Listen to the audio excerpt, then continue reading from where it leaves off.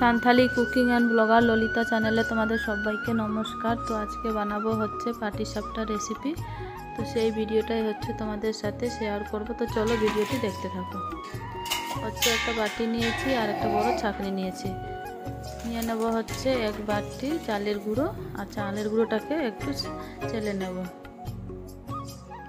এবারে নিয়ে নিলাম হচ্ছে ওই বাটিরই হাফ বাটি ময়দা, ময়দাটাকেও চেলে নেব। হাফ বাটি সুজি, সব কিছু ভালোভাবে চেলে নিয়েছি। এবারে হচ্ছে খেজুর গুড় নিয়ে নেব।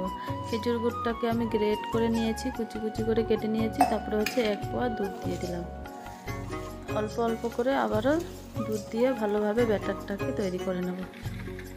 তো দুধ দিয়ে হচ্ছে ব্যাটারটাকে পাতলা করে তৈরি করে নিয়েছি। ব্যাটারটাকে তোমরা দেখতেই পাচ্ছ কতটা পাতলা করেছি, বেশি ঘন করিনি।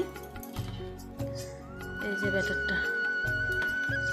ব্যাটারটা তৈরি হয়ে গেছে। এবার হচ্ছে এটাকে 1 ঘন্টার জন্য রেস্টে রেখে দেব।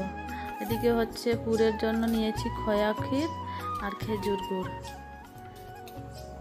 একসাথে মিশিয়ে নিলাম দুটোকে। আর এদিকে হচ্ছে 1 পোয়া দুধ ফুটিয়ে নিয়েছি, মানে জাল দিয়েছি।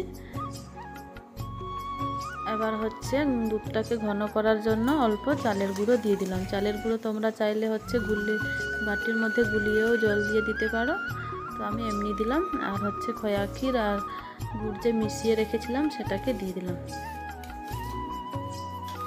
সেটাকে দিয়ে হচ্ছে ভালোভাবে নাড়তে থাকবো। নাড়তে নাড়তে অনেকটাই ঘন হয়ে এসেছে, জল শুকিয়ে এসেছে। এবার হচ্ছে আর একটু খেজুর গুড় দিয়ে দিলাম।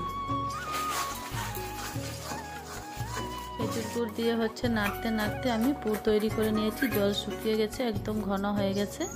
এটা শুকোলে হচ্ছে আর একটু ঘন হয়ে যাবে। এবার হচ্ছে নামিয়ে নেব। এবার হচ্ছে পাটিসাপটা পিঠে বানাবো। তেল ব্রাশ করে নিলাম। আমি রিফাইন অয়েলটাই নিয়েছি, সেই অয়েলটাকে আমি ব্রাশ করে হচ্ছে দিয়ে দিলাম। এবার হচ্ছে যে পুরটা বানিয়ে রেখেছিলাম ওই পুরটা দিয়ে দেব।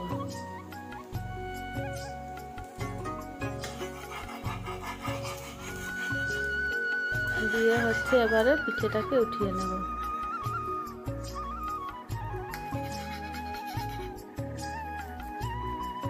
আস্তে আস্তে করে পিঠেটাকে তুলে নেব। তো আমার একটুও লেগে যায়নি পিঠে। আর তোমাদের হচ্ছে এইভাবেই হচ্ছে আমি সবগুলো পিঠে বানিয়ে নেব।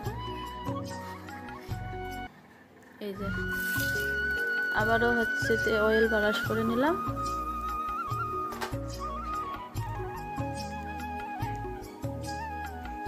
দিয়ে হচ্ছে পুর দিয়ে নেব।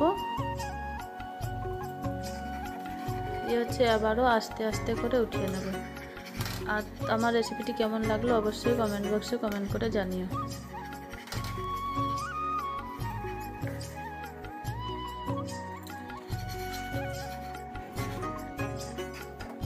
তো অনেকগুলো পিঠে আমি বানিয়ে নিয়েছি। তো চলো তোমাদেরকে দেখাই কতগুলো পিঠে আমি বানিয়েছি। এক এক করে তাওয়ার মধ্যে আমি সাজিয়ে নেব। একটাও পিঠে আমার লেগে যায়নি, সবগুলো পিঠে হচ্ছে ভালোভাবে উঠে গেছে। তো ততক্ষণ পর্যন্ত তোমরা ভালো থেকো, সুস্থ থেকো।